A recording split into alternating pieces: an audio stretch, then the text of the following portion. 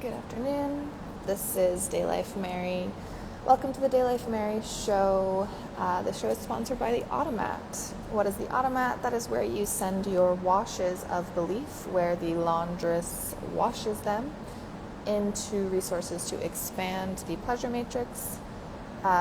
You wash your belief out of the pain matrix, which is the ritual abuse death cult pyramid that runs society. It is 96% pain for a promised 4% pleasure.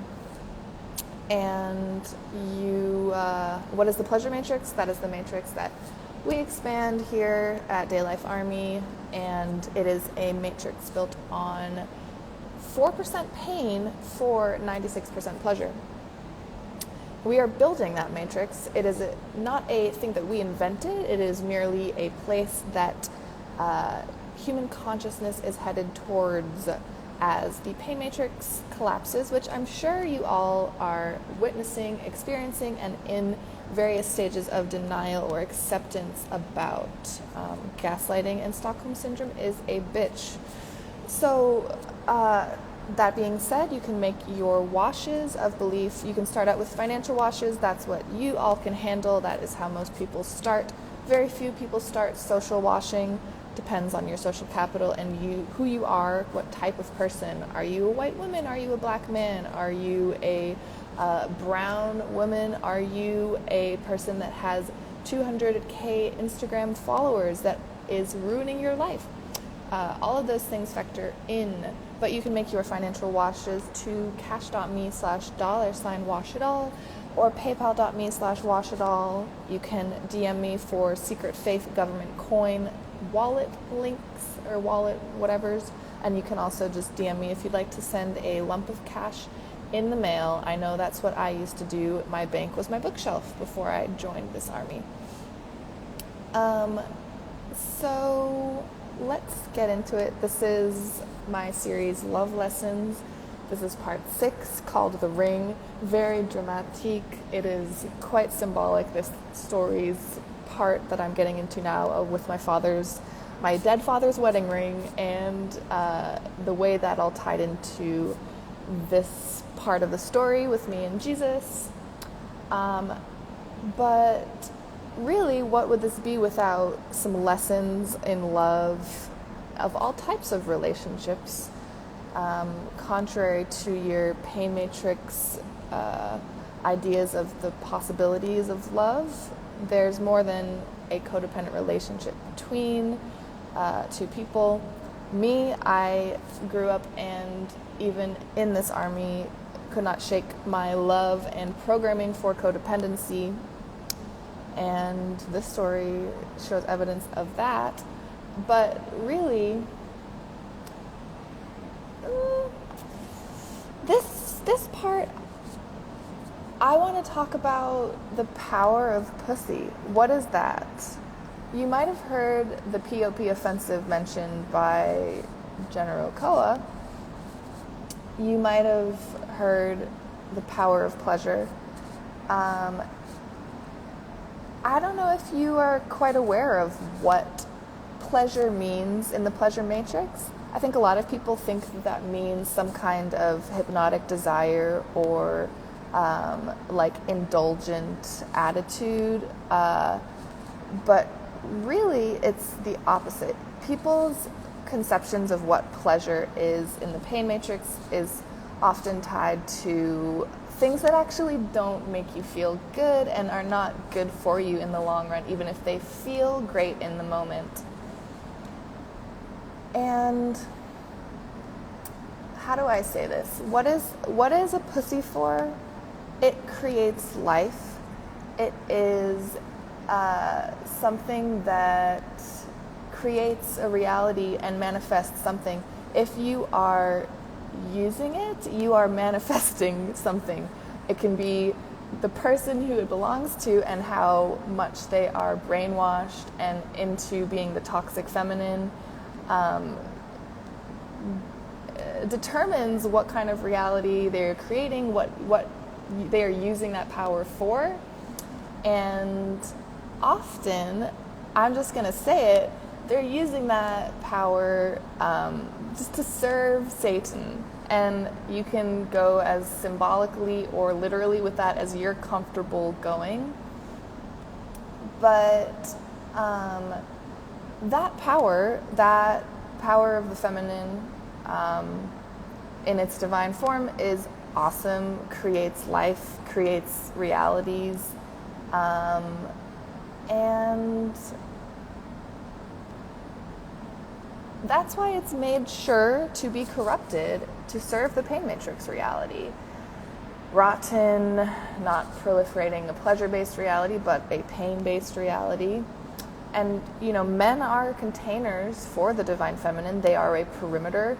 They live to serve. They want a job to get a job done. That is how they feel fulfilled.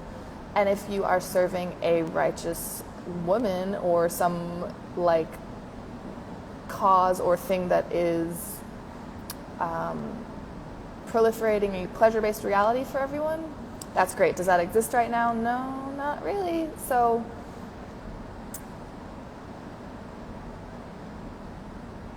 how does this relate to what I'm going to talk about today? It does. I think that one of the main things among many things, but if I were to distill what you learn as a soldier and what the point of DayLife Army is to learn how to, what the point of being a human is, and to have human relationships and connect with other humans. To learn how to serve and be served. And that is, different parts of that are harder for different types of people. And this part of Love Lessons goes a little bit into what happens when you're a woman who doesn't feel comfortable or know how to be served. And you'd think someone who just lives to serve is great. That's actually a fucked up reality that can be very actually, what is the word I'm looking for? Not greedy, but it can actually it makes things harder and not as enjoyable for the people you are serving if you don't know also how to be served. And it's just people want to serve. If you don't know how to accept delivery and take service, it just makes the exchange of serving and being served a fucking unenjoyable, inhuman process, really. It's like how if you are, say you're a white family going on vacation and the mother is staying back to stay in the hotel and the cleaning staff has to come through, and this woman can't for the life of her receive in all senses of the word, and she's a mess, getting in the staff's way, trying to be helpful. That is not knowing how to be served, and it makes the job of the server really, really not fun.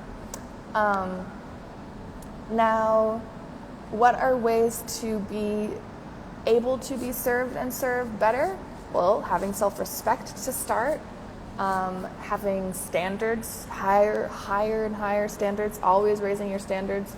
We talk about DayLife standards here. You can look them up if you would like to know more about them. But all of those standards are for creating a reality of higher levels of serving and being served, and being human enough yourself to engage in those relationships. Now, this part of the story, if you don't know where I left off, it was when Jesus and I had gotten together, and it was a toxic AF relationship, and I did not know how to be served, and I did not know how to tell Jesus how to do that and command a certain type of relationship that was to pleasure matrix standard. And this is a cautionary tale to all the women out there, all of the people who are in toxic relationships, who don't know how to be served, who use the power of pussy to basically demand nothing and don't get any service and don't make their lives into or fashioned into what they their higher selves want, and make a life out of the power you hold as a woman. What else is it for if you're not going to use it and you don't have the self-respect, or you've been conditioned to feel, I don't know, like it's worth nothing, like you're worth nothing. I know that there's a bunch of stupid bitches out there that are at the level where they're with men and like with partners who don't have bed frames or wash their ass or like even talk about a relationship and what DTR, define the relationship, who haven't even DTR'd. And I'm just letting you know that neither of the parties in the relationship like that. Sure, it's like, oh, free love, no boundaries, loosey-goosey. I'm just not into like being a human. That's what you're not into, and you're not into being a human, not because you're cool, because you have been literally brainwashed through 1,000 years of programming to get you to this point in the deterioration of relationships, trust, and human beingness and connectedness. And it is not at all unique, and bed frames are overrated, says Dan. I highly, highly disagree. I would love to be as far off of the dusty, dirty floor as possible and to have some space underneath me. And the people I am talking about are not the Japanese. I'm talking about men in Chicago who have never washed their pillow and live closer to the floor, which is disgusting and full of dust and dirt and God else knows what. So anyways, whatever it is that you're doing in your life now, you have the power to create a better reality.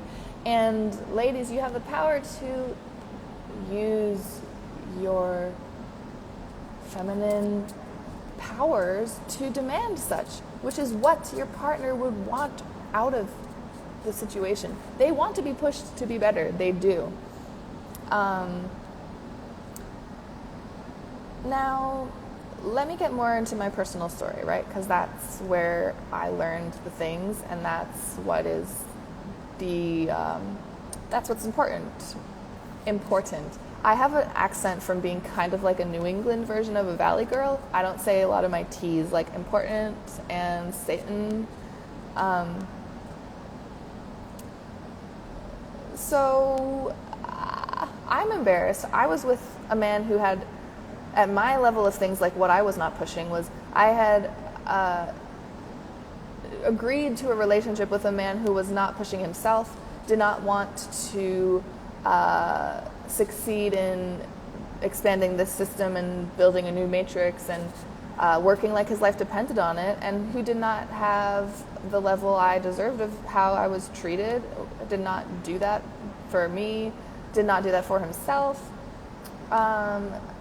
I told you last time about this. I gave him my father's wedding ring. You can go back and look at the story. And we got to a place shortly after that where we had a lot of stability, more than we had before as an organization.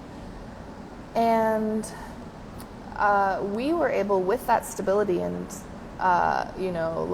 growth, to pursue even more of a real relationship. We were in Chicago at the time. We were staying in a high-rise apartment. It had been maybe a couple months since the ring, and he was using it and he had it. And things were going really well in terms of our just where we were at expanding our operations, and like lots of people were around. And he took me to Ping Tom Park. All of y'all in Chicago know the place. And we had our first kiss, and this is like, you know how long the story is. Like, we really got to know each other before this, and we're in a relationship before we did this. And everything from there was like what I had thought I wanted and was waiting for, and we got clout poisoned by our relationship.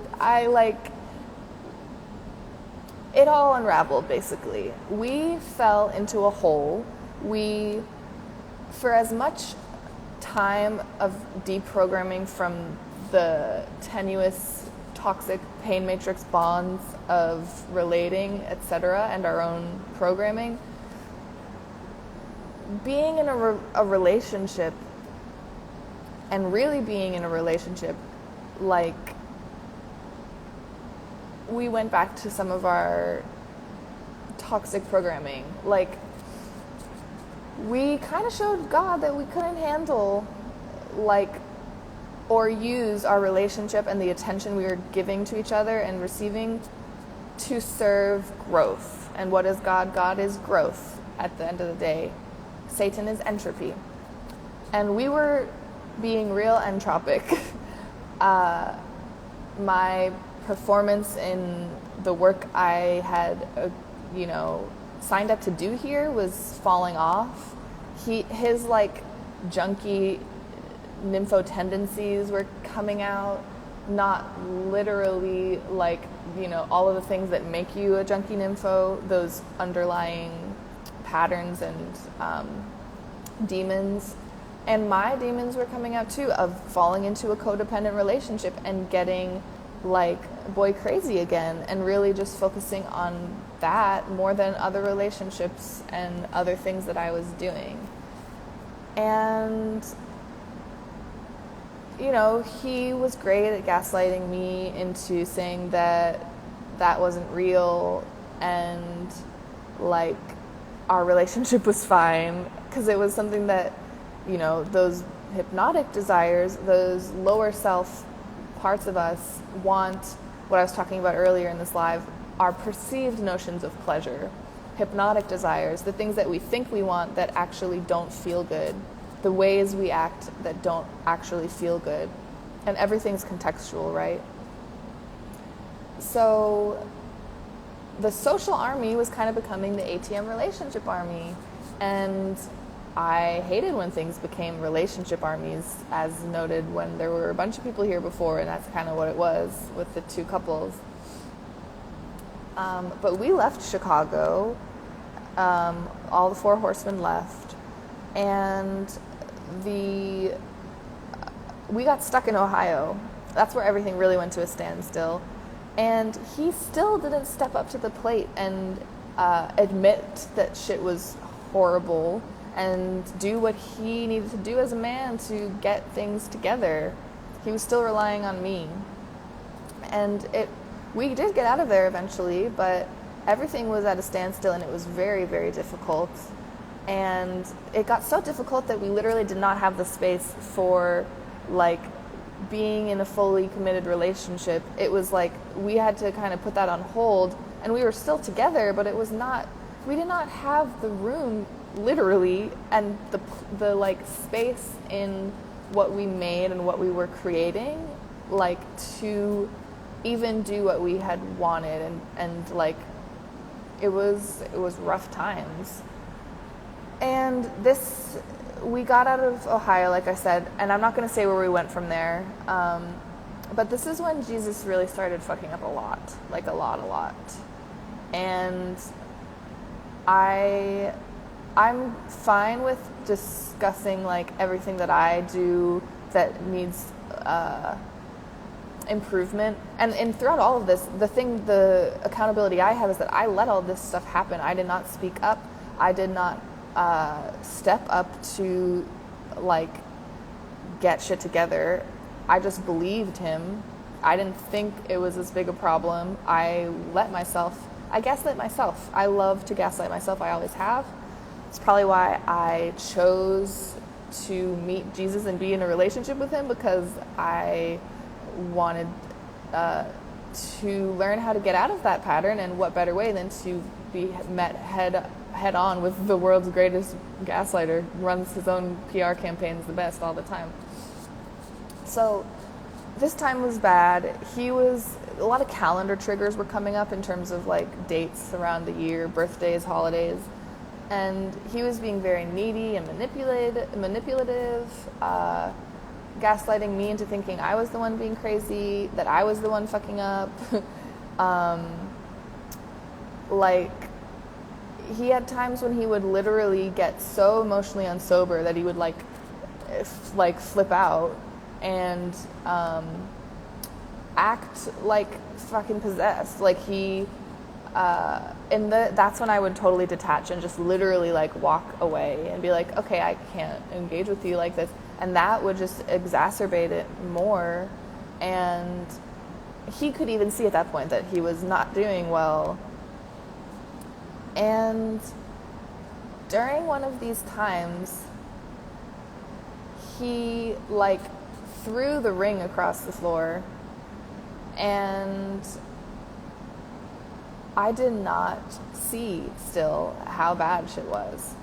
I didn't see like just how toxic our relationship was.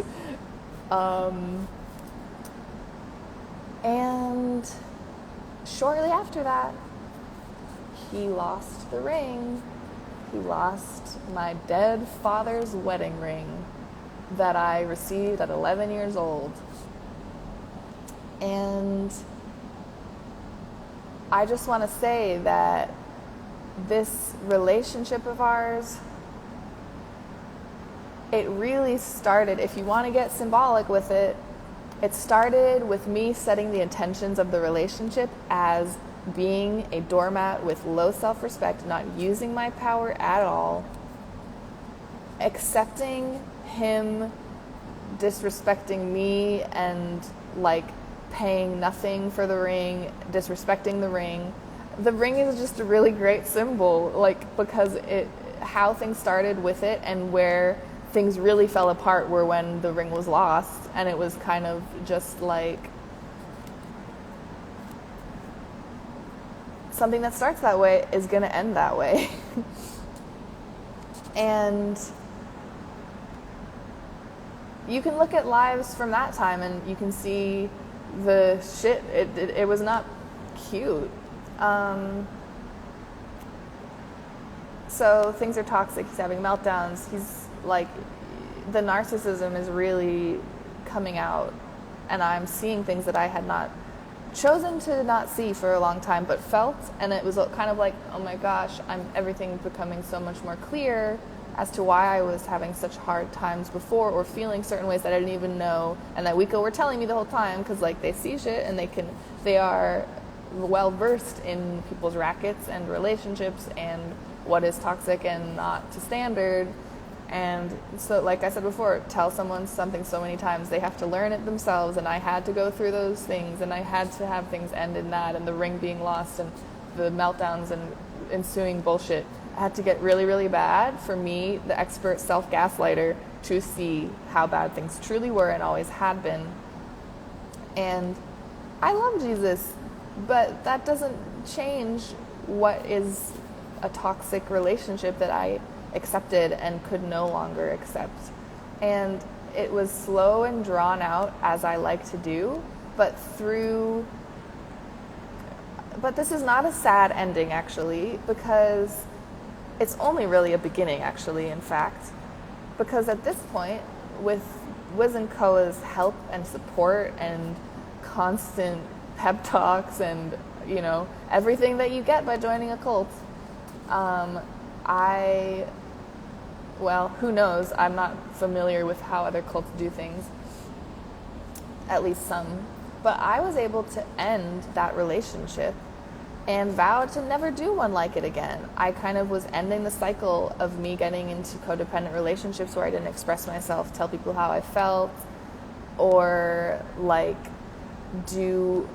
I was ending a cycle of my entire life of getting with guys and and letting myself be a shit show, toxic, codependent bitch. That was that was the end. It was very, very hard, but I was like, nope, I love this man, but I'm ending this relationship. And it wasn't even able to be a relationship anymore either. And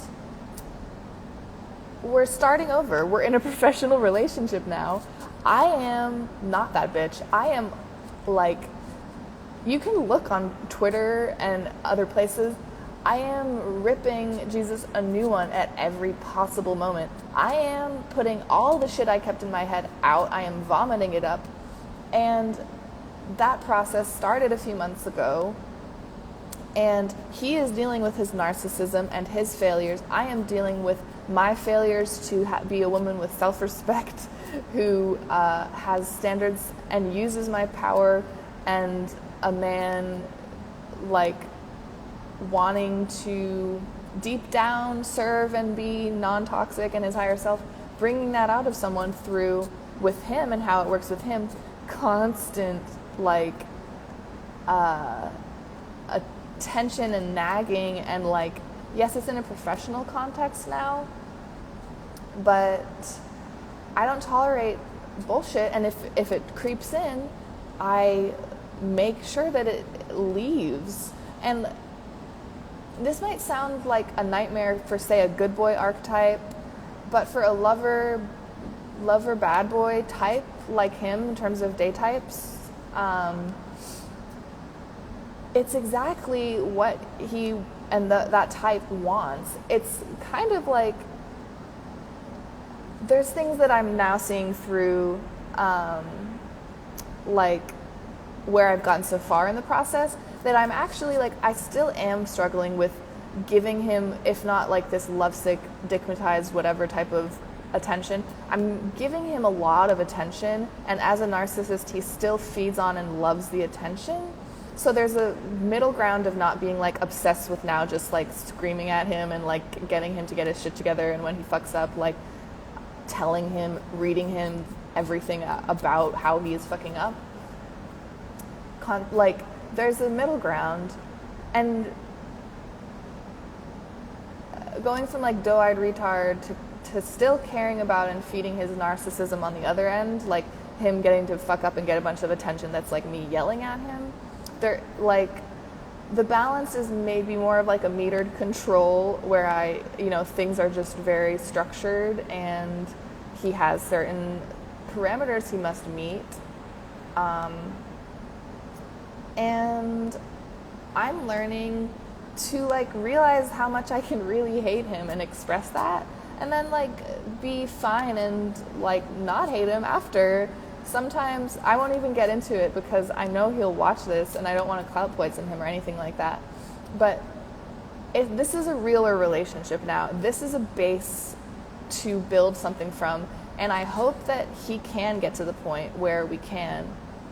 Do I sometimes have days where I think it's impossible? Yes, quite frequently actually. But I don't know, you could call it like cult grooming, I guess. I'm totally grooming him into being a man, and my hope is that he won't need it so much after a while. And Dan says maybe he's not a narcissist, maybe he has narcissistic tendencies, which is standard in what you call the pain matrix. Yes, everybody in the pain matrix has quote-unquote some personality disorder by nature of being there so long, that inside the programs that create those whatever alters, etc., trauma-based mind control. So everyone has a little bit BPD, a little narcissism, a little empath, which is not a positive thing. But for him, trust me, he has a lot more narcissism than you even realize. He's very much a covert narcissist, and people who are in real close relationship with him figure that out, and it pushes a lot of people away eventually, or it leads to a lot of issues and his repeating patterns. And yeah, we both have these repeating patterns that we're learning. He's a mirror for me. Like any person you come into a relationship with, there's a reason you chose them, right? There's things you want to learn. But that's why this is like a beginning of a story. It's not a sad ending. It could become a sad ending, like, who knows? It's really up to us and to him. But it feels great to not be a hypnotized doormat anymore. Gotta say, love it. And that's, I think, everything for now. So, as always, I don't really do commercial breaks in the middle. It's hard for me to like transition in and out, but I want to make sure that everyone who's watching this, make a wash to the automat, cash.me/$washitall, paypal.me/washitall. If you have $0 in your bank account, I suppose you can make social ads. You can share this live. You can tag me and any DayLife Army and Pleasure Matrix related Instagram accounts in your story. It can be anything. You can have positive, negative, neutral, whatever attention. It's all attention. It's all belief. So make a financial or social wash, cash.me/$washitall, paypal.me/washitall, and gain back some soul in the process. That's it for today, and I'm going to do one last part in Love Lessons Part 7 next week, so stay tuned for that, and have a great rest of your day. Bye.